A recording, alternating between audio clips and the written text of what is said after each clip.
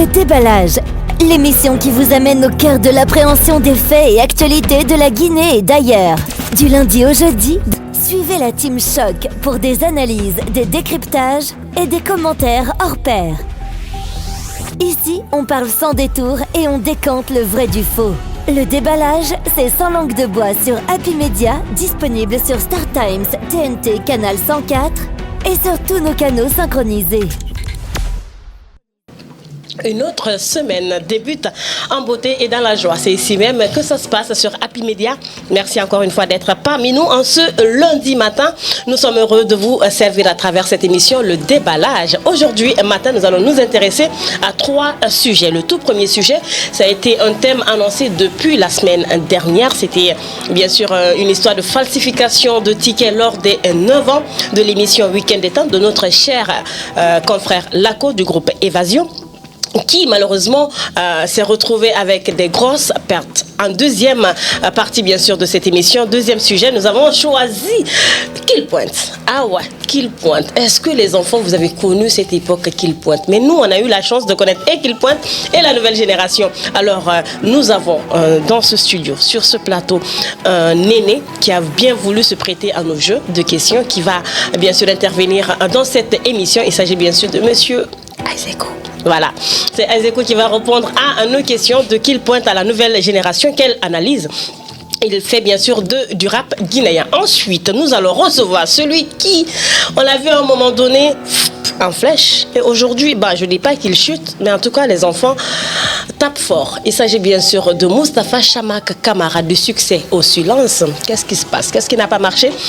On a vu, il a sorti un single récemment, mais bon, c'est passé, on dirait il n'a rien sorti. Voilà, donc il va nous dire, est-ce qu'il tremble avec ces jeunes qui viennent à peine d'arriver? Tout cela, ce sera au compte de cette émission, le déballage. Dans quelques instants, une courte pause, vous le savez, s'impose. Et ensuite, on dira bonjour à nos chers chroniqueurs et chers invités. À tout de suite. Le déballage, l'émission qui vous amène au cœur de l'appréhension des faits et actualités de la Guinée et d'ailleurs. Du lundi au jeudi, suivez la Team Choc pour des analyses, des décryptages et des commentaires hors pair. Ici, on parle sans détour et on décante le vrai du faux. Le déballage, c'est sans langue de bois sur Happy Media, disponible sur Star Times, TNT, Canal 104 et sur tous nos canaux synchronisés. Martine, Ousmane et Traoré sont les chroniqueurs de ce lundi. Chers chroniqueurs, bonjour. Je vais commencer par Martine. Martine, bonjour. Bonjour Kadika, bonjour tout le monde, bonjour aux nombreux téléspectateurs qui me suivent. Ça va? Ça va, Dieu merci. T'es sûr? T'as la forme maintenant? Oui, ça va. Super. Ousmane, bonjour. Oui, Kadika, bonjour. Comment tu vas? Super bien. Comme je le dis, pour mes chroniqueurs, costume là, ça n'a plus de secret pour eux. Voilà, Traoré. Traoré, bonjour. Droit dans les bottes. Droit dans les bottes. Bonjour Kadika et bonjour à nos milliers de téléspectateurs. Tu vas bien? Super, très en forme. Le week-end, ça a été? Ah oui. Super. En tout cas, depuis la semaine dernière, on a annoncé dans cette émission que nous allons mener nos enquêtes concernant la falsification lors du concert les 9 ans, bien sûr, de l'émission Week-end Ambiance animée et présentée, bien sûr, par notre cher DJ Laco du groupe Évasion.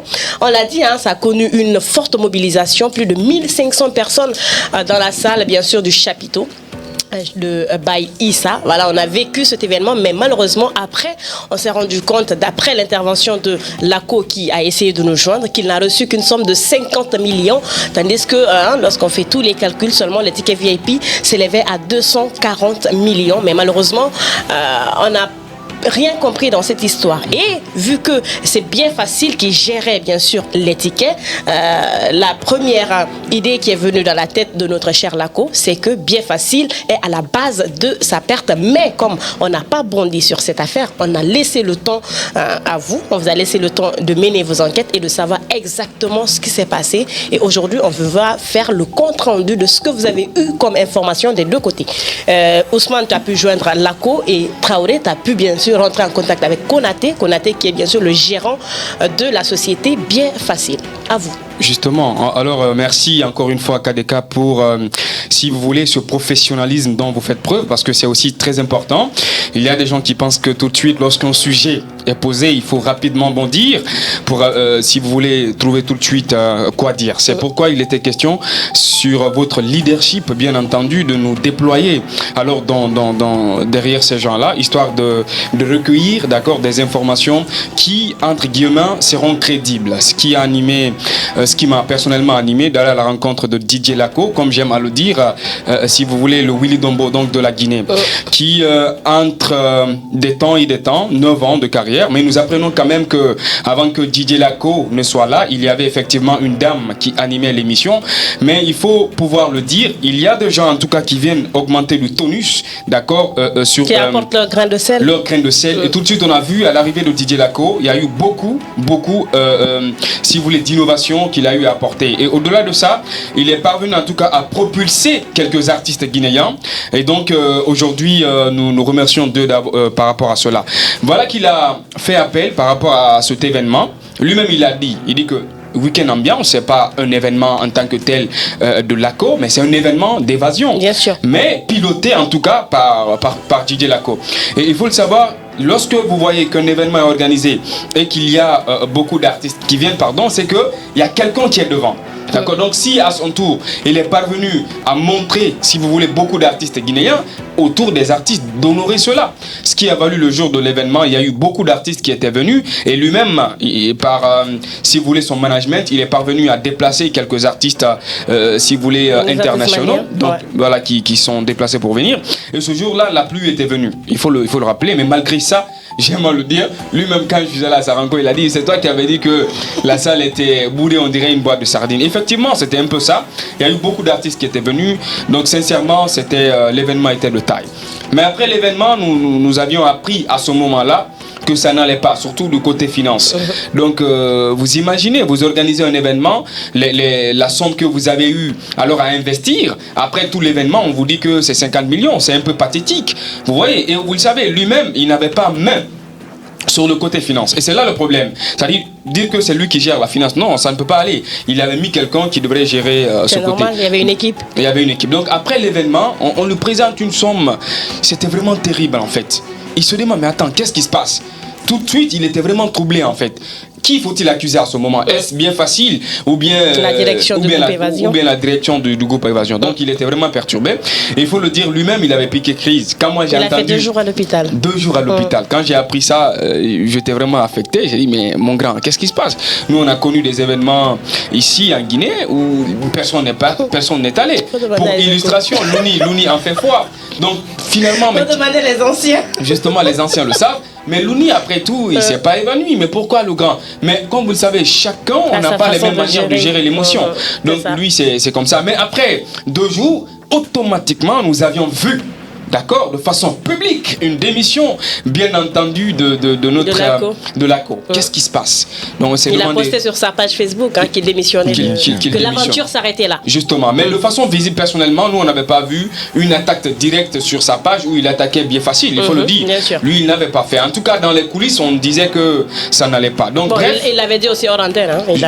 Justement, mais pas trop appuyé, en fait, parce qu'il faut le dire. Maintenant, de l'autre côté, lorsque nous sommes rentrés en contact avec lui, il dit que et la direction était obligée de convoquer une réunion dans laquelle même il y avait Konaté, je crois, ou l'équipe, en tout cas un délégué, avait assisté à la réunion pour mettre point sur les i. On avait compris justement que, comme on appelle ça, bien facile, n'avait aucune responsabilité qui était engagée dans l'affaire, mais la direction effectivement, parce que vous imaginez, sur... donc cette perte revient à la direction du groupe Évasion. Justement, donc c'est ça, parce que vous imaginez 300 000 pour, comme tu le disais, pour 800 places qui revenaient à 240 millions. Et puis 150 000 places, ce qui revenait à, je crois, 150, quelque chose comme ça. Donc ça fait qu'il était vraiment bouleversé. Mais au jour d'aujourd'hui, il faut le dire, il n'a aucune dette, d'accord. Les reliquats qui restaient, même les 30 millions qui restaient du côté de Baïssa, il s'est déjà acquitté. Donc au jour d'aujourd'hui, il faut le dire que les deux parties, bien facile, et puis la direction, et puis lui, parce que la direction même, par le canal du boss, il a appelé Didier Lako, il a effectivement loué, il a dit Didier Lako, si on entend parle aujourd'hui d'évasion, on ne peut pas occulter Didier Lacko. Il a joué un rôle fondamental aujourd'hui. Donc pour nous, Didier Lacko, c'est une référence. Donc il était question de passer à table et tout de suite l'affaire, voilà, je sais pas. Ça c'est la version de Lacko lorsque tu es rentré en contact avec lui. Alors Traoré, tu as également eu la chance de voir Konaté au bout de fil, Konaté qui également t'a donné sa version des faits. Justement, vous savez ce qui vient de se produire, c'est le couronnement d'un bout de succès. C'est ce qui a été cette soirée de week-end ambiance après tant d'années de bonnes choses et de bonne humeur. Après, tout de suite, quand l'affaire s'est posée, on a senti une question de falsification de tickets. Et tout de suite, l'entreprise, la première indiquée était Bien Facile. Et Bien Facile déjà a été pris comme bouc émissaire dans cette situation. Mais heureusement qu'on n'a pas bondi sur cette affaire-là. Ce que moi j'ai rappelé même la dernière fois, lorsqu'un fait se pose tout de suite, il ne faut pas aller à l'abattoir. Il faut garder cette présomption d'innocence, ce professionnalisme dont nous avons fait preuve dans ce studio.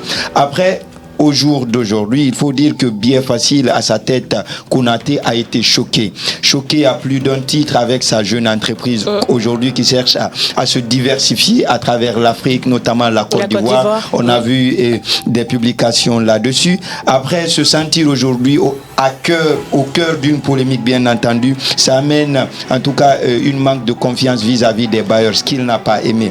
D'abord, il nous a expliqué le processus et la manière dont Bien Facile évolue. D'abord, il faut dire que pour les événements, il travaille par pourcentage. Sauf que, exceptionnellement pour cette fois, vu que Lacko fait partie de ces gens qui l'ont soutenu au début, il a préféré justement aller via un montant fixe, sans parler de pourcentage, comme pour un prix forfaitaire, le retour à l'envoyeur en guise de soutien. Ce qui fut fait. Et justement, lors de cette cérémonie-là, la main a été accordé à cette structure de Lacko avec à sa tête et cette équipe du groupe Évasion. Donc directement Bien Facile n'était pas impliqué. Cependant, ils avaient apporté ou sinon envoyé tout près un superviseur qui, en cas de dégâts ou qui, en cas de soucis, de petits soucis pour régler. Justement, la dame à la tête de ce projet-là, à la tête de la gestion de ce projet-là, c'était Yari. Yari avec qui Konaté a laissé la main facile de gérer ce projet de week-end ambiance, comme pour dire qu'il n'était pas directement impliqué. Déjà sur le système de scannage, il a eu en tout cas à nous éclairer là-dessus, comme pour dire, vu qu'on parlait de falsification des tickets, la dernière fois tu le soulevais, et en tout cas ici, il y avait des gens qui avaient leur ticket, mais après qui viennent, la salle est pleine, qu'est-ce qui se passe? Comment ces autres personnes qui sont à l'intérieur se sont retrouvées? Il n'a pas manqué de le dire, l'équipe de Lacko a mal géré cette situation-là. Il y avait des agents techniques qu'on retrouvait assis à la place VIP, ce qui ne se fait pas pour ceux qui connaissent comment l'événementiel fonctionne. Si vous êtes à la technique, vous restez à la technique. Vous ne pouvez pas vous retrouver là parce qu'après, justement, le nombre de places est compté. Mais ce qu'on constatait, malheureusement, il y avait des techniciens qui étaient là. Il n'a pas également manqué de le dire. Parfois, il y avait des techniciens qui utilisaient leurs connaissances ou sinon amenaient leurs connaissances à la place. Donc, sans ticket. Ce qui a valu en tout cas ce surplus-là et qui a causé ce choc-là. Cependant, il a été choqué et il demande une communication publique aujourd'hui de la part de Lacko pour laver l'image de son entreprise. Parce que c'est important, moi je l'ai dit, évoluer en Guinée c'est très difficile. Encore plus lorsqu'on est un jeune. On le dit, le succès d'un jeune repose sur un premier principe. Quand vous êtes jeune et que vous voulez réussir, votre premier ennemi d'abord, c'est votre jeunesse. On se dit que vous n'avez pas d'expérience, on se dit que vous n'avez pas accompli à la hauteur. D'abord, votre jeunesse devient votre propre ennemi. Et quand on voit aujourd'hui des jeunes s'évertuer dans ce sens et à mettre quelque chose sur place, il faudrait qu'on puisse préserver dans ce sens. Donc, pour dire qu'aujourd'hui, Bien Facile est clean, Bien Facile n'est pas à l'origine de ce problème-là. Et on a vu que à travers la publication de Lacko qui a suscité des réactions plus d'un, on se demandait qu'est-ce qui se passe. Et justement, cette direction qui était là à ce moment-là a été sanctionnée parce que ces remous, ces tractations étaient au sein de l'entreprise. Comme quoi l'équipe a manigancé des choses et Lacko a payé le plus fort. Aujourd'hui, cette direction a été sanctionnée. On a remplacé par une direction intérim qui gère la situation. Le PDG pour faire un retour à l'envoyé à Lacko qui a tant servi ce média-là. Comme pour dire, retour sur l'événementiel en Guinée. Lorsqu'il s'agit de l'événementiel, il faut donner à une structure compétente, ça c'est un. Il faut réunir autour du projet des personnes de confiance, puisqu'il s'agit bien entendu d'argent, sinon on verra ce qu'on voit aujourd'hui. Une autre question, qu'en est-il de la démission de l'ACO aujourd'hui? Alors, c'est toujours d'actualité? Bon, ce n'est plus d'actualité parce que si vous pouvez constater, lui-même, après la publication, il a retiré le poste. Il a retiré parce qu'il était question comme je le disais tantôt, d'organiser, d'accord, une réunion dans laquelle il fallait faire certaines précisions. Il avait le linge sale en famille. Justement, donc à l'interne. Et je l'ai demandé, mais pourquoi cette démission? Et je le disais tout de suite, on n'a pas les mêmes manières de gérer l'émotion. Donc finalement, ça s'est lavé à l'interne. Lui-même, il a retiré la publication. Donc comme je le disais tantôt, aujourd'hui quand même. Il est toujours du groupe Évasion. Il est toujours du groupe Évasion. D'accord. En tout cas, ça va. Si l'honneur et le nom de la société Bien Facile a été lavé dans cette histoire, on peut que dire merci, mais surtout merci à vous. Voilà, vous vous êtes donné corps et âme pour donner plus d'explications à cette histoire. Donc, ce qu'on va faire maintenant, c'est donner la parole à notre invité. Voilà, le premier thème aujourd'hui, c'est de qu'il pointe à la nouvelle génération du rap guinéen. Quelle analyse, bien sûr.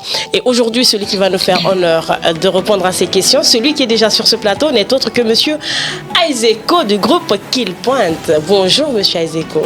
Bonjour, Kadeka. Ça fait bizarre, hein? Ah, tu parles encore du groupe Qu'il Pointe. Mais oui. Ok.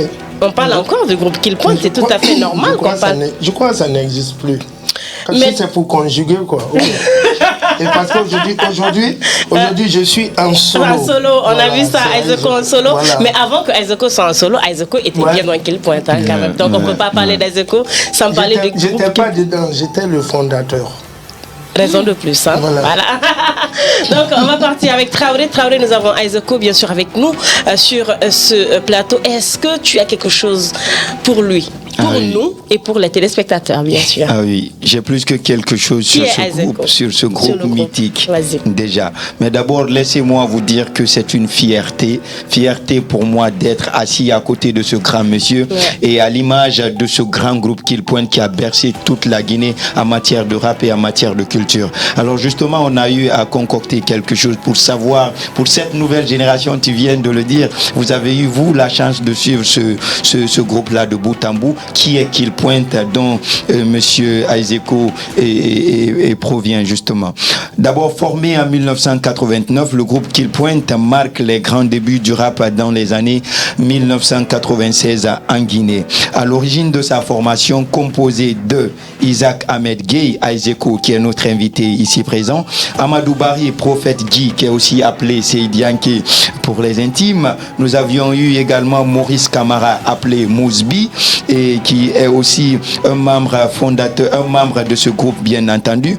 Pendant 7 ans, le groupe Qu'il Pointe a enchaîné des tubes. Pendant 7 ans, le groupe Qu'il Pointe a donné le ton, en tout cas au rap guinéen, à travers la définition même du rap, de par nos langues locales, de par nos contenus proprement guinéens, et à travers des tournées en Afrique de l'Ouest. Justement, il y a eu des tubes comme Forêt Boma 1996, on se rappelle encore Forêt Boma Yola.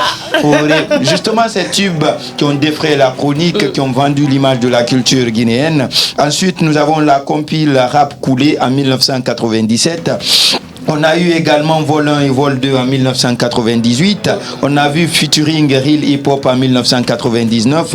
On a vu également Tribunal Hip Hop qui nous a enjaillé en 2000. Sans parler de Combat Continu, l'album de la consécration, cet album-là qui est sorti de l'ordinaire et qui a permis leur consécration avec le titre Mène ton combat. En 2001, on a vu un featuring.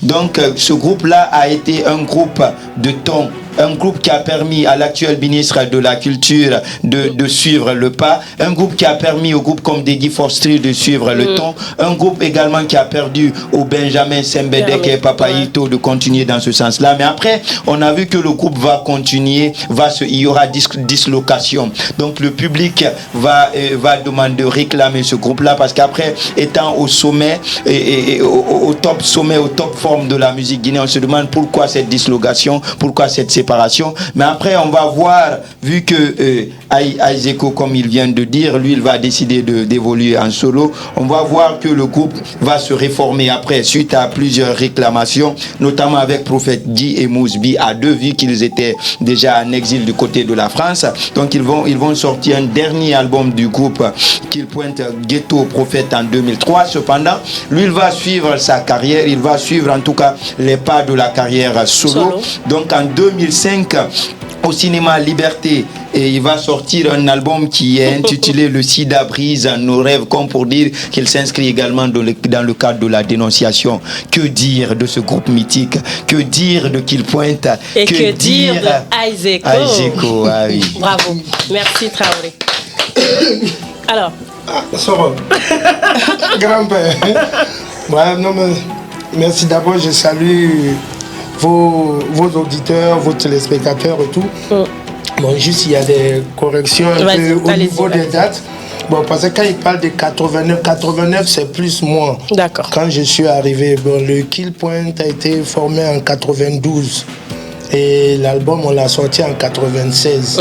Bon, ouais, il a raison parce que les gens, voilà, ils confondent un peu les dates et tout, voilà. D'accord. Et donc, on s'est séparés l'an 2000.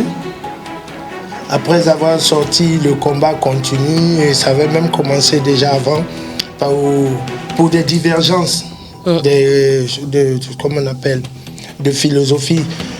Parce que bon, moi, je ne me voyais pas quitter la Guinée. Bon, voilà. Parce que déjà, quand on faisait les tournées, j'avais pu jauger déjà l'Europe. Avec tout ce qui existe comme là-bas, le racisme et tout, je ne me sentais pas bien. Et ensuite, je disais à mes amis, c'est-à-dire de grandes responsabilités appellent à de lourds sacrifices. C'est clair. Donc nous, on avait chanté Barfadé, on se battait contre l'exil des jeunes, la fuite des cerveaux et tout, donc on ne pouvait pas se permettre. Mais après aussi, si mes amis ont été obligés de partir, c'est parce qu'il faut reconnaître aussi, on ne va pas accuser le temps, mais il n'y avait pas trop d'aide, d'engouement, ça dit voilà, on était fatigués au fait de se battre, on faisait tout ce pas. C'est pas comme aujourd'hui, c'est facile. Aujourd'hui, avec les réseaux sociaux, les rappeurs, ils vont venir, ils passent une vidéo, c'est pour tu vois, ils sont même souvent dans les modes de single. Le gars, il va en studio, il fait un morceau, parce que l'album ne paye plus. Voilà, et tout. Tu vois, donc parce qu'ils ont accès à beaucoup de technologies aujourd'hui que nous, on n'avait pas. Nous, à l'époque, il y avait la seule radio. Choses comme on appelle l'étatique et tout. Donc voilà, si cette radio ne te passait pas, donc du coup, peine perdue. Voilà, après mes amis, ils ne voyaient pas trop d'avenir pour eux. Voilà, ils ne voyaient pas trop d'avenir pour eux. Et bon, moi, comme toujours à côté de la musique, j'avais une autre passion. Voilà, c'est-à-dire l'informatique et tout, le graphisme. Je suis aussi l'un des premiers infographes ici. Tu vois, j'ai commencé ça en 89 quand je suis arrivé aussi, déjà avant d'arriver. Donc moi, ça m'a permis de m'asseoir, garder la tête sur les épaules. Et surtout, je ne suis pas parti dans le rêve que beaucoup d'artistes ont. Donc du coup, quand ils se mettent dans ça, ça dit, tu te dis, voilà, parce qu'il y a 2000 personnes qui te suivent, tu te dis, tu es meilleur. Donc tu as même honte qu'on te voit en train de demander à manger ou bien en train de marcher, tout et tout. Donc pourquoi je parle de ça? Parce que vous avez remarqué, c'est-à-dire de notre temps jusqu'à ce jour, il y a beaucoup de rappeurs, on dit, ils ont sauté, ils ont pété les câbles, tout, ils sont devenus fous, tu vois. C'est pas forcément des histoires de vices ou de drogue, mais parce qu'ils n'arrivent pas aussi à se situer dans l'espace et le temps. Alors, aujourd'hui, quand on parle de Qu'il Pointe, Martine, ça te dit quoi, déjà, le groupe Qu'il Pointe? Déjà, c'est un groupe que nous, on n'a pas connu. Mais après, avec les enfants d'aujourd'hui, là. D'abord, elle est née en quelle année? Non, c'est bon, on va garder ça. On va laisser ça. Mais c'est un groupe qu'on n'a pas connu. Mais après, lorsqu'on visualise les clips et tout, on se dit, ouais, ce groupe avait de l'avenir. Ce groupe a vraiment impacté, en tout cas, nos aînés, nos papas qui ont eu à suivre l'époque. Mais après, la question que moi, je me pose, parce que tout à l'heure, il parlait de divergence et tout. Mais bien avant ces différentes divergences, comment le groupe s'est connu et comment il a été constitué? Bon, c'est ce que je dis. Bon, le groupe s'est connu comment? Moi d'abord, c'est un peu dans ma biographie, mais bon, on est à la télé. Donc, moi, j'ai commencé à rapper en 84. Tu vois, je venais d'entrer à l'école militaire. Vous n'étiez pas en projet encore. Non. J'avais 12 ans. Je rentrais à l'école militaire. Bon, c'est même là parce que bon, je pense la chance que j'ai eue, vous savez, la Côte d'Ivoire a toujours été, ça a toujours été une plaque tournante pour la musique. C'est-à-dire tous les grands artistes sont décollés par là. Donc on a eu la chance de voir, de découvrir plutôt des artistes, tu vois, les Alpha Blondy. Et puis après, il y avait quand le hip-hop, le breakdance était là, il y avait le groupe de Yves Zogo Junior, Abidjan City Breakers. Après aussi, il y a eu RAS. Donc du coup, nous, on était déjà dans ce bain-là. J'avais 12 ans après, donc à l'école militaire, je commençais à les imiter pendant les récréations, essayer de faire, mais avec mes propres paroles. Donc c'est comme ça, c'est resté. Après, je suis allé, j'ai un ami MCO. Quand il y avait des concours de rap, parce que d'abord, quand la Côte, ils organisaient ça, j'écrivais juste les textes pour lui. Puisque j'étais à l'école militaire, moi, je ne pouvais pas aller la présenter et tout. Donc, il rapportait. Alors, quand j'ai quitté l'école militaire, on s'est retrouvés dans le même collège aussi. Et là-bas, lui, il m'a dit, mais au lieu de rester, pourquoi tu ne viens pas faire ça en Guinée, tout. Il ne s'est pas connu. Bon, au début, j'ai appréhendé, tu vois, on avait l'esprit un peu de Sékou Touré, la Guinée. J'ai dit, moi, je ne vais pas aller en Guinée, il y a Sékou Touré, ils vont me décapiter, tout, tu vois. Il me dit, non, il n'est plus là. J'ai dit, ok. Bon, ma mère est guinéenne aussi, c'est ça, voilà, c'est ça.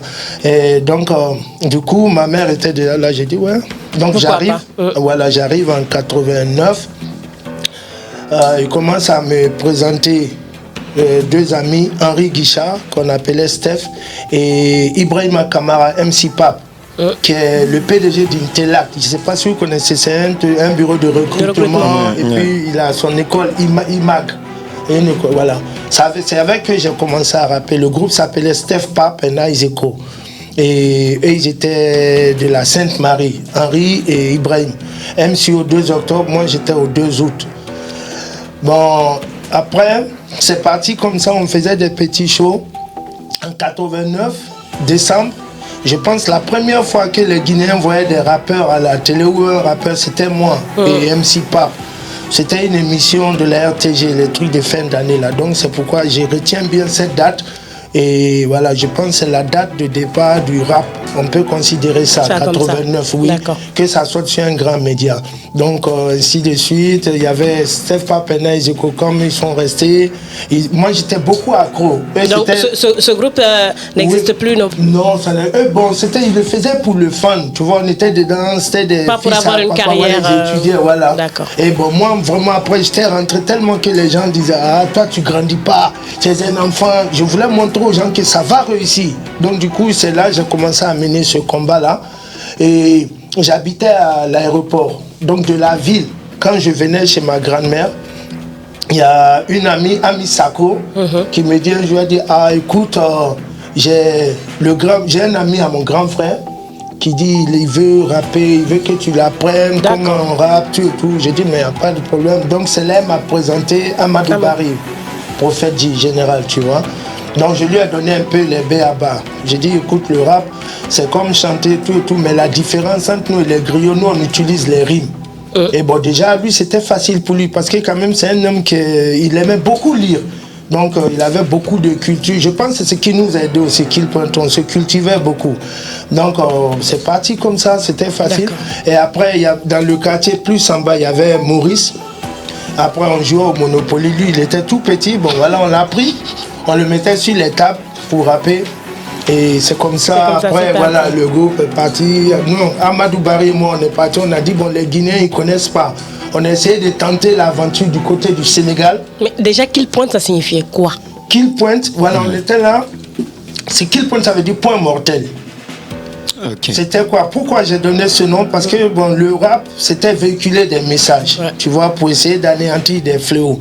Donc on se disait, bon voilà, nous c'est on touche le point mortel de ce fléau, tu vois, si c'est la délinquance, voilà, c'est pourquoi on a dit Kill Point, tu vois. Donc on est parti tenter l'aventure du côté du Sénégal, Guinée-Bissau, on a vu qu'ils ont fermé. Ils nous ont fermé carrément les portes, tu vois.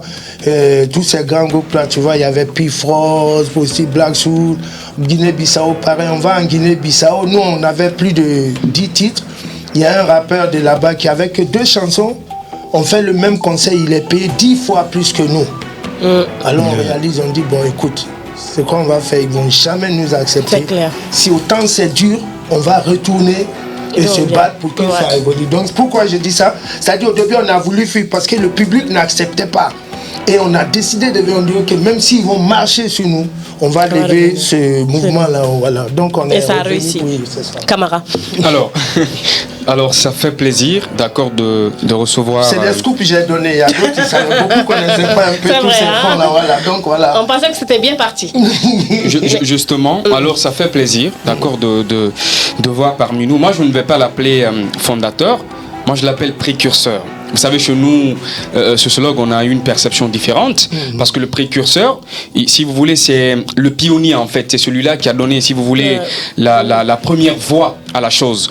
Mais le fondateur, il vient, il apporte des innovations. Mais sauf que, il arrive parfois que ceux qu'on considère de fondateurs ont si vous voulez, ont cette difficulté par rapport au cadre de contenu. Parce que nous, les Kill Point qu'on a connu dans le passé, même si c'est vrai que le groupe est venu avant nous, en tout cas, c'est ce rap conscient, ce rap de dénonciation. Ce rap dur. Ce rap qui parvenait, si vous voulez, à conscientiser, d'accord, la jeunesse. Vous vous rappelez, à l'approche des élections présidentielles, on voit une musique qui fait appel, d'accord, à la conscientisation, notamment à la valeur de la démocratie. Mais au-delà de ça, les marchés inondés avec si vous voulez, des faux trucs, par exemple, où on parle de forêt bomba et tout ce qui va avec, ça veut dire qu'on nous faisait vivre alors du rap. Mais on ne comprend pas. Lui-même, comme il venait de dire, fondateur du groupe, finalement, on voit en lui solo. Ça nous inquiète en fait. Parce qu'on se dit, mais s'il y a quelqu'un qui devrait continuer à prendre en main ce groupe, c'était lui. Mais finalement, on ne voit pas, on parle du solo. Le fondateur voit les autres partir, mais reste. On parle du solo. Pourquoi? Donc personnellement, moi ça m'inquiète en fait. Parce que nous, on a voulu continuer, on voulait toujours entendre. Il y a eu des groupes qui ont continué. Mais aujourd'hui, lui-même, il nous parle de solo. Dites-nous pourquoi le solo? Non, mais parce que d'abord, quand on était dans le Kill Point, moi, ceux qui ont remarqué, peut-être je ne faisais pas trop de partitions. C'est-à-dire, les gens pensaient que j'étais que raga ou bien les partitions en anglais. Bon, je suis partition, c'est-à-dire on était 3. Les autres rappeurs en français, si aussi je venais ajouter du rap, ça allait être très ennuyeux. Donc vite, j'ai pris un peu ma voix, raga, et puis dancehall, et puis souvent quelques rap quand il faut parler en anglais, tu vois, et autres. Alors, le groupe est parti comment? C'est ce que j'ai dit, il y avait des divergences. Parce que moi je ne me voyais pas vraiment m'installer en Europe. Justement, vous me permettez, parce qu'en fait pour moi, quand vous parlez de diversité ou de divergence, pour moi ça a commencé dès le début. Pourquoi? Parce qu'en fait il y avait une diversité authentique parmi vous. Vous par exemple, vous êtes Askia, vous avez, si vous voulez, un autre nom. Il y avait un certain Barry, il y avait un certain Maurice. D'où est venue la diversité? Parce que tout de suite vous voyez le peuple, vous voyez un Maurice. Permettez-moi ce que je termine s'il vous plaît. Moi je parle de diversité. D'abord à ce niveau-là, c'est-à-dire lui, il n'est pas, si vous voulez, de même ethnie que l'autre. D'où a commencé la diversité. Et pour moi, ça devait être un atout. Maintenant, revenons-en par rapport au contenu et la vision. Mais pour moi, dès le début, il devrait y avoir cette vision. Mais pourquoi ça a chuté? Parce qu'en fait, moi, ça me fait mal. Pour moi, ça devrait continuer. Non, je te comprends rien. D'abord, toi, tu parles de diversité. Moi, je te parle de divergence. Exactement. La divergence, c'est-à-dire on n'a pas la même manière de voir nos vies et de faire certaines choses. Par exemple, moi, comme je t'ai dit, en tant que celui qui a acheté, comme je le dis à tout le monde, c'est moi qui ai acheté les parcelles du hip-hop en Guinée. Ah bon? Oui, c'est moi qui ai acheté. Parce que moi, j'ai reçu des bouteilles, j'ai reçu des jets de pierre à Fria en 87. Non, pardon, 89, 90. Des jets de pierre? Oui. Ils ne connaissaient pas le rap. Il y a un prof, celui qui a fait il y a des élèves qui ont fait Sainte-Marie, il y a M. V. Félix, il est témoin, tu le connais? Oui. Voilà. Donc à l'époque, comment on faisait? Moi, pour imposer avant, mais ça c'était bien avant le Kill Point. Donc je voulais tellement implanter ce mouvement, je passais par eux qui faisaient du théâtre. Pendant les pauses, moi je sortais pour rapper. Alors on était à Fria. C'est là, on met la musique, tu entends Koudoum, et puis tu vois quelqu'un qui sort là-bas. Le gars dit, peut couler Moundouya. Le gars il est venu, il m'a dit, tu sais c'est quoi, je vais t'aider, mais bon, on va attendre après. Donc tu vois, ça c'est pour te dire, c'est pourquoi, moi le rap, je sais pourquoi j'étais venu, c'est-à-dire, je ne suis pas rentré dedans pour essayer d'avoir de l'argent ou essayer d'avoir un succès ou le nom. D'abord le rap, moi ça m'a permis de m'exprimer. J'étais timide, je suis timide de nature. quand je connais pas. Donc après, les écritures, ça me permet de dire ce que je pensais de KDK ou bien de X de Paul et Pierre. Donc c'était un peu ça. C'était loin du succès. Et quand je parle de divergence aussi, c'est-à-dire, moi, je ne me prenais jamais comme une star. Pourquoi? J'ai vite compris. Quand on a sorti Forêt Beaumont, j'étais dans le rêve que tous les artistes, quand ils sortent leur album, tu te dis, je vais avoir une limousine le lendemain. Mais sauf qu'après, le rêve, quand il vient, il se brise. Si tu n'es pas fort, tu commences à vivre dans la complexité. Tu t'éloignes des gens. Alors moi, je disais quoi? Mes amis, deux fois, ils disaient, ah, c'est toi, tu baisses notre succès, tu es avec les élèves, tu es partout. J'ai dit, écoutez, c'est pas parce que je rappe, il y a 2000 personnes qui vont me voir au palais que je suis mieux que le cordonnier. Chacun a sa mission. On est tous égaux, je ne suis pas supérieur à quelqu'un. Ce public-là, je ne suis pas supérieur à lui. Donc votre succès n'était pas monétisé à l'époque? Non. C'était que le nom, pas d'argent? Non, je vais te dire, moi, non, pas. Surtout moi, je ne me suis pas habitué à l'argent du Killpoint. C'est-à-dire, c'était plus les autres qui s'en servaient. Moi, j'apprenais mon petit métier à côté. Je pouvais me débrouiller. Bon, voilà, on organisait les concerts nous-mêmes. Alors, quand ça venait, il fallait rembourser les dettes. Mais Traoré, quand on entend que Killpoint, c'était le succès, mais pas l'argent. Non, je te dis, il n'y a pas. Traoré. C'est pas. On n'a jamais perçu, autant de Killpoint, on n'a pas perçu de droit d'auteur BGDA. C'est en 2005, 9 ans après, quand je sortais mon album, je leur ai dit, mais je ne vais pas payer parce que nous, on ne nous paye pas. Ils ont dit, non, on paye, il y a votre argent ici. Tu sais combien ils m'ont donné? 450 000 francs guinéens. Après 9 ans. Ça me rappelle si à ton nom. Oui, 2005. Ouais. Après tout ce succès gigantesque, j'ai envie de dire. Tu vois un peu? C'est triste. 9 ans. Et tu montes jusqu'aux 4 étages. Voilà, tu finis surpris comme grand-père. Tu dis, Mais quand même. Oui. Donc alors quand ils m'ont donné ça, en plus, ils te donnent, avant de partir, chacun vient tirer. Donc tout l'argent est resté. Alors, tu descends. Ça me rappelle un peu si à ton nom, à un moment, on l'a appelé pour aller chercher ses droits d'auteur. Bah, elle est allée chercher, je crois que c'était 17 500 ou 27 500. Elle était déçue, on se rappelle. Alors justement, et lorsque vous l'avez dit tout à l'heure, vous avez jeté en tout cas cette première pierre, cette branche-là pour donner le ton au rap guinéen. Mais après vous, on a vu tout de suite en 96, 97, on a vu Bill Dessam aussi, qui était un concurrent pas des moindres à cette époque-là, bien avant votre consécration là, après que vous n'ayez donné le ton et que vous voyez d'autres personnes suivre la tendance, cette concurrence là, comment ces moments vous l'avez vécu justement, ces moments de concurrence? Ok, d'abord, je sais pas, je pense aussi avec les autres, au début, on s'est jamais mis dans cette zone de concurrence. Le public créer une concurrence, c'est-à-dire entre nous et certains groupes, par exemple, voilà, toujours, chacun a des fans. Et donc, je pense que ceux qui étaient les plus gros concurrents à nous, que le gars disait, c'était légitime défense. Mais après, c'était mort. Comment? Parce que les gens ont vite compris. Le rap est toujours de la banlieue. Nous, on était de la banlieue. Nous, on chantait vraiment ce qu'on souffrait. Tu vois, quand ils vont venir, Igarbadonde, tout, nous, on n'avait pas ça à dire. Nous, on va dire, ouais, Wonga, serré. Wonga, on monte dans les magasins, on parle de forêt. C'est-à-dire, nous, on chantait ce qui se passait, qu'on vivait dans le ghetto, vraiment. Et ils n'avaient pas. C'est-à-dire, c'est jolie maison, grande école, et puis tout. En plus, c'est quoi? Avec légitime défense, la mère de Kémy était à la RTG. Donc ils avaient accès à un studio, ils pouvaient aller quand ils voulaient. Nous, ils avaient des avantages. Nous, fallait essayer de cotiser, aller acheter la cassette d'abord comme, aller chez Bangoura, BBC, on va avoir un programme pour venir enregistrer. Donc après, nous, on les écoutait. Nous, on savait que c'est qu'on dit, non, c'est même pas la même chose. Ils sont venus dedans parce que, bon, voilà.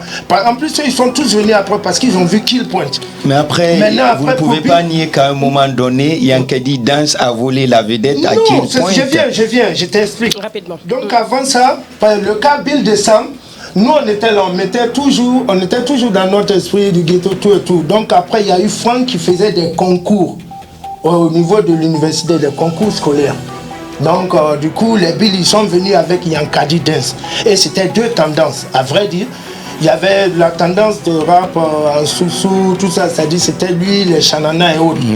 Bon, nous, on ne faisait pas, on disait, c'est pas ce que le public veut entendre, tu vois. Nous, on était plutôt hardcore, on était très radical. Et ce que les gens oublient, et que des fois, peut-être Bill n'a pas dit, Bill a été Killpoint. C'est-à-dire, comme tu dis là, il y a eu Yankadi Dance, nous on a fait Forubon, mais après il n'avait pas de producteur. Nous on a été les premiers à avoir un producteur. On avait Drake qui était avec nous. Qu'est-ce qu'on a fait? On a attiré Bill.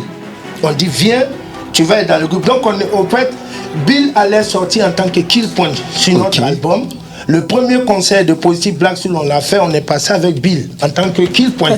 Bill, oui, Bill de Sam était Kill Point. D'accord. Maintenant, après, c'est quoi? C'est un peu de fois quand des gens ont peur, un peu. Après, c'est le showbiz. Donc, Ruggy Balde est venu. Il y avait 3 personnes qui étaient déjà à ça, l'autre était nouveau. Tu peux gérer 4 personnes, c'est beaucoup de coups. 3 personnes, c'est beaucoup. Donc, elle a préféré prendre Bill. Et donc là-bas, lui nous a lâché, il est parti. C'était moins coûteux. Voilà. D'accord. Alors aujourd'hui, on va revenir sur le thème choisi. C'est de Kill Point à cette nouvelle génération du rap guinéen. Quelle analyse? Aujourd'hui, vous avez la chance, vous avez vécu ces deux périodes, ces 2 époques. Vous avez vécu Kill Point. Et aujourd'hui, vous êtes en train de voir cette nouvelle génération. Si on vous demandait votre analyse sur la nouvelle génération du rap guinéen. Bon, la nouvelle génération, tu sais, au fait, des fois, les gens, ils nous condamnent et tout et tout. Et si on n'est pas connu par cette génération, je pense que cette génération-là ne se sont pas rapprochés de nous. Parce qu'ils vont beau dire, le Kill Point a été disloqué, mais moi j'ai toujours été là. J'ai pris les transports en commun, dans les taxis. Les gens ils me disent, mais dis donc, il faut avoir rejoint tes amis en Europe. Si tu n'as pas eu l'argent, ne nous sers pas dans le taxi, tout et tout. Donc moi, moi j'ai pris ça. Tu montes dans le taxi, on te dit, dis donc, si tu n'as pas eu l'argent, il y a un mouton taureau bédé. Mais après, tu restes fort, mais tu vois, tout ça, ça te donne et puis tout. Donc, ça fait que j'ai pu me battre. Et après, mes amis eux-mêmes, ils ont regretté le fait de s'être exilés et ils ont reconnu ma force. Ils ont dit, ah non, vraiment, toi, tu vois tout. Bon, là, par rapport à la nouvelle génération, donc, je te dis, je ne me mêle pas trop parce que je me dis, d'abord, on dit ton enfant n'est pas ton enfant, il est celui de son temps. Donc cette nouvelle génération sont dans leur temps. Non, il y a un problème. Laisse-le terminer. Oui, vas-y. Il y a un problème parce que j'ai comme l'impression que notre invité du jour a envie toujours de nous philosopher. Et c'est là le problème. Non, comment non? Oui, j'en viens en fait. Quand je parle de la philosophie... c'est un philosophe. Alors, vous ne devez pas dire non alors. Non, je vais te dire, on a beaucoup de philosophies.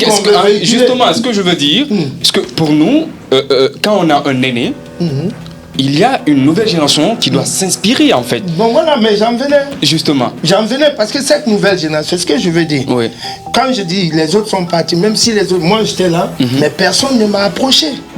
Moi j'ai essayé d'approcher. Voilà, c'est cette nouvelle génération. Vous avez j'ai essayé d'approcher. Par exemple, mon album de 2005, le morceau où je passe avec Takana, c'est un morceau, je voulais le faire avec toute cette génération-là à l'époque. Il y a eu une réticence. Je voulais les prendre, c'est-à-dire j'ai pris Baraka, j'ai pris quelques artistes, mais après, ils ne sont pas venus le soir en studio.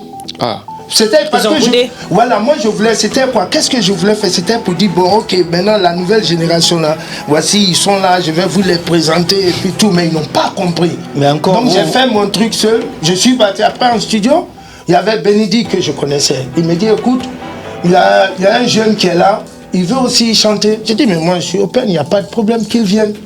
Mais à l'époque, il s'appelait Little Zion. Donc c'est ainsi, il est venu, il a posé, c'était 2002.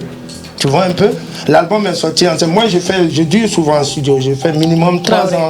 Mais il parle, je ne comprends pas 2002, il parle encore d'une nouvelle génération lointaine. Nous, on parle de 2021, 2020. Non, mais je viens parce que, mais faut pas exclure que Takana est toujours parmi moi, il est là, je dis c'est la nouvelle génération. On va préciser dans ce cas, parce qu'après, le rap a connu 3 tendances en Guinée. On a votre génération, on a cette génération transitoire des Takana, non, il y a beaucoup. Là, tu as la 8e génération. Là.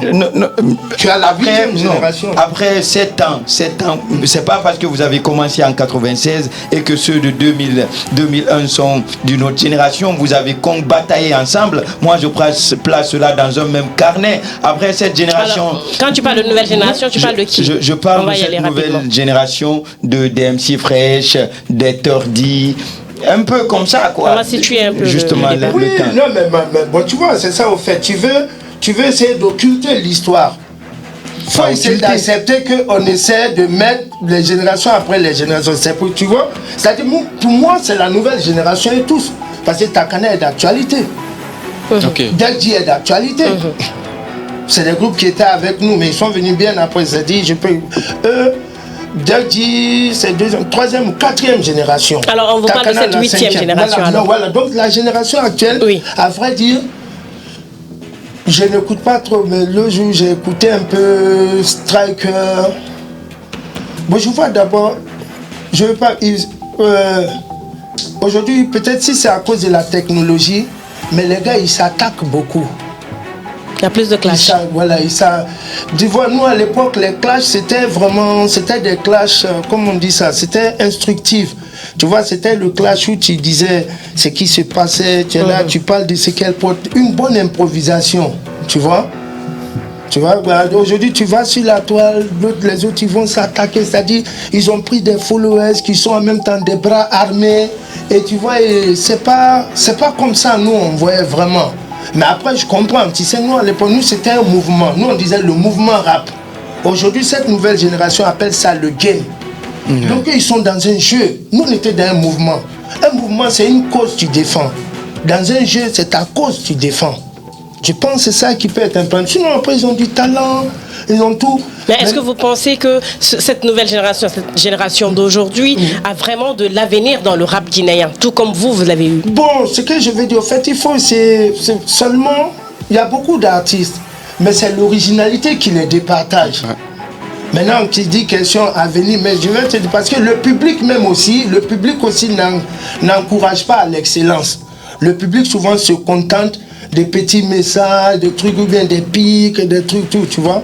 Et nous, à l'époque, les gars, ils voulaient entendre vraiment des trucs, c'est-à-dire, voilà, des vécus comparés à ce qui se rappelle aux États-Unis, les MC Solar, tout. Nous, on devait accomplir ce rôle-là. D'accord. Peut-être si on était dans... Mais moi-même, j'ai du mal à rapper et puis ne rien dire. Quoi. Avoir une bibliothèque comme ça, c'est de faire 3 heures d'émission, vous l'avez constaté. On ne dit pas une bibliothèque en 30 minutes, tu vois. Alors, ce qu'on va faire, on va partir avec la rubrique Quoi de neuf sur Internet. Donc, on va voir ce qui se passe, ce qui se dit sur Internet rapidement. On se retrouve tout de suite. Voilà. Le déballage, c'est la rubrique Quoi de neuf sur Internet. Quoi de neuf sur Internet? Martine a fait le tour, bien sûr, des réseaux sociaux. Vous avez vu des choses qui se passent, des choses qui se disent. Alors, dites-nous tout.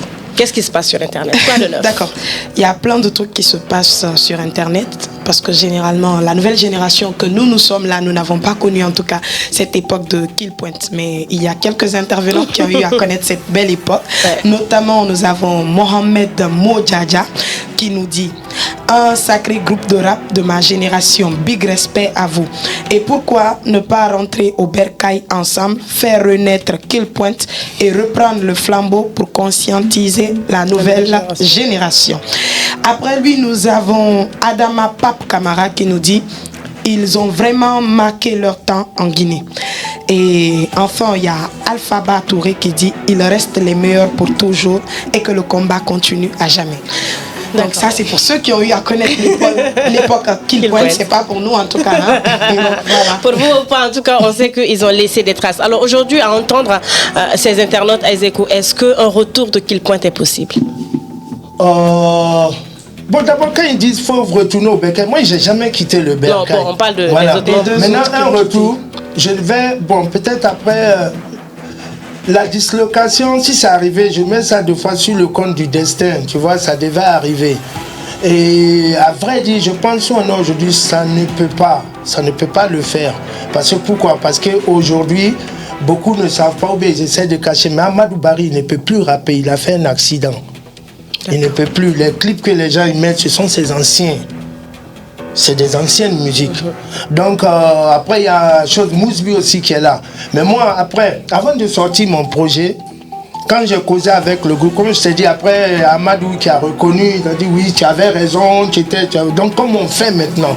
J'ai dit ok, j'ai dit à ce stade où on est, on va remettre toutes nos chansons, comme il n'y avait pas les réseaux sociaux avant, les plateformes, on va les mettre sur le digital. Et j'allais financer des clips. Mais comme Maman ne peut plus rapper, on allait faire des clips, mais en dessin animé. C'est comme ça que je voulais lancer le groupe, relancer le groupe. Alors quand il m'a dit ça, j'ai dit ok. J'ai essayé d'appeler, j'ai appelé Mosby. Bon, je ne l'ai pas eu. Il m'a laissé un message qui fait que, voilà, aujourd'hui, lui et moi, on ne se parle pas parce que j'ai pris ça comme un manque. C'est un déballage, hein. C'est une affaire privée, bon, voilà. Donc, j'ai pris ça comme un manque de respect. C'était quoi ce message? Je te cours pas après, j'ai pas de temps pour toi. C'était depuis le 21, en 2021, j'ai le message là.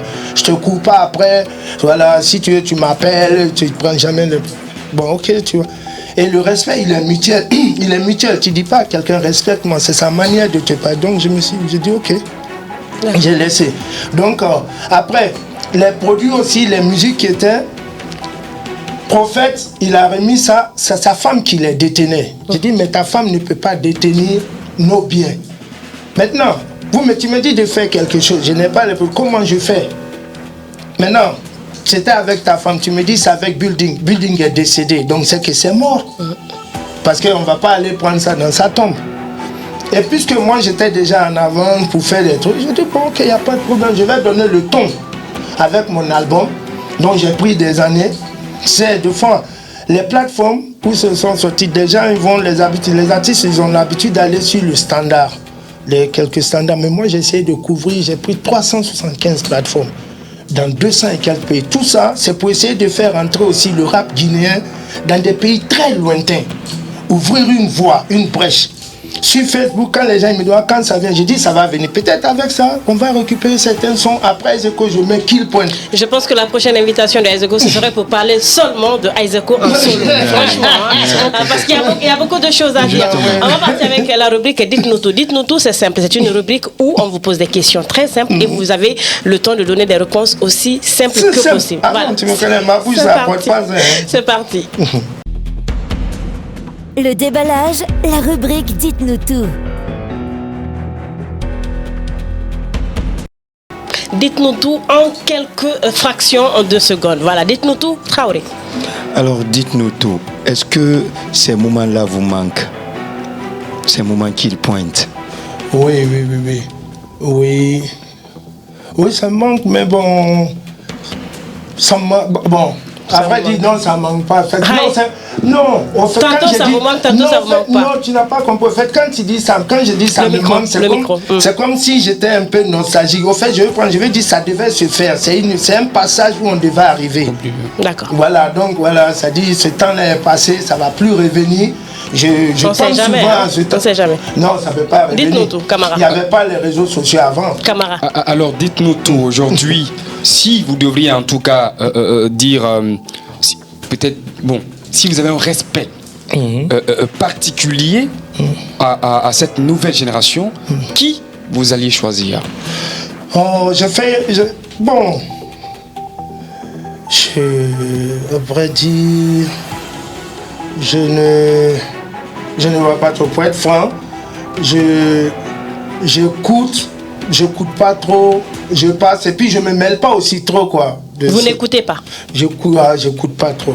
Dites-nous tout, Martine. D'accord, dites-nous tout. Votre carrière solo, à quoi doit-on s'attendre?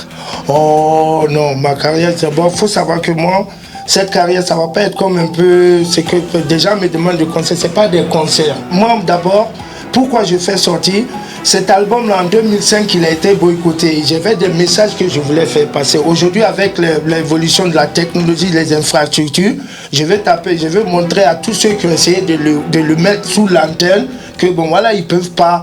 C'est-à-dire voilà, je peux profiter de la technologie. C'est ça d'abord mettre. Maintenant, moi je suis en studio pour un album. C'est-à-dire l'album de ma retraite, tu vois, mon dernier album.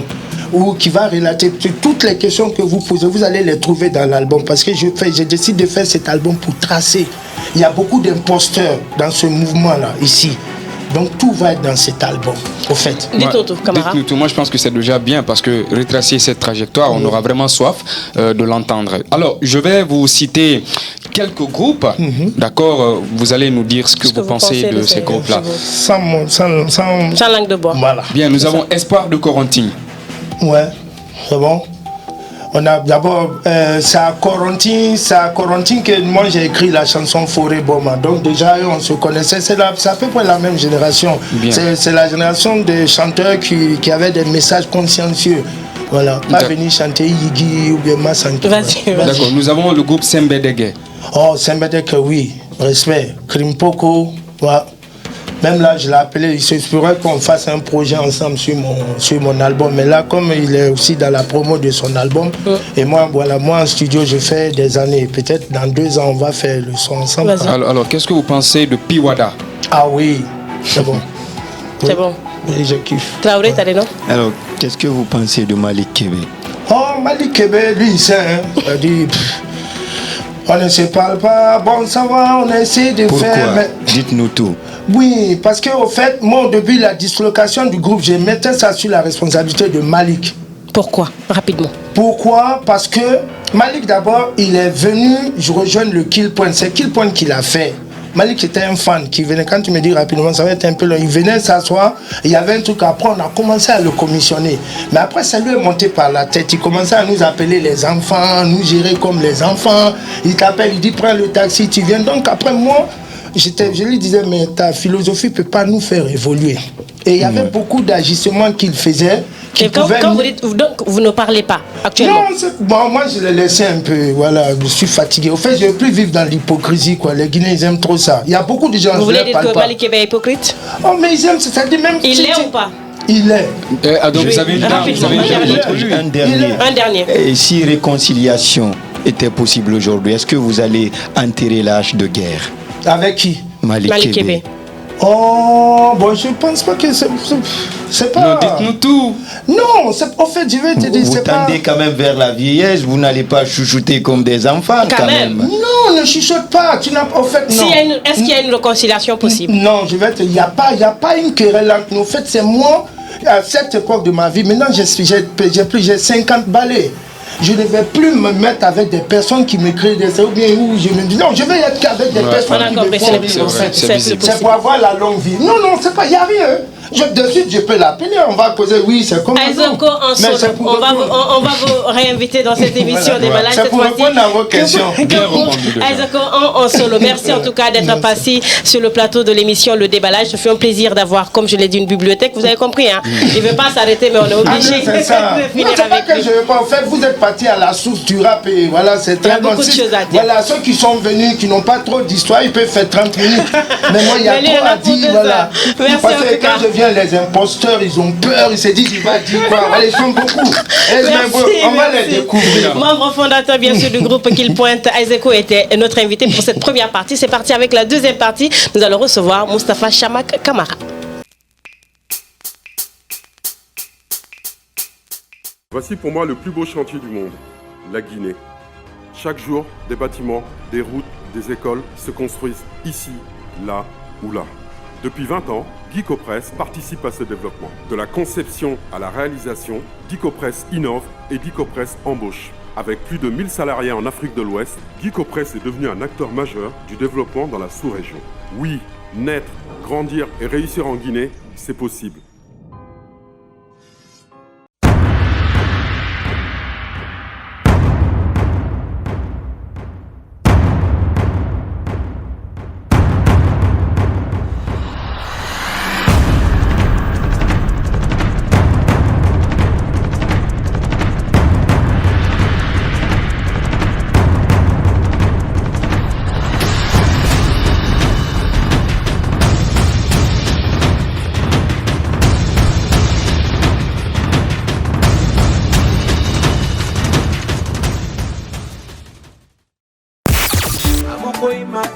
Fishkilla, le maître Hitman sur Happy TV. Et si tu aimes l'artiste, envoie Hit Kankira sur notre page Facebook Happy TV Guinée pour tenter de gagner un cadeau de la part de ta star. Fishkilla, le maître Hitman sur Happy TV. Happy Media, la joie commence ici.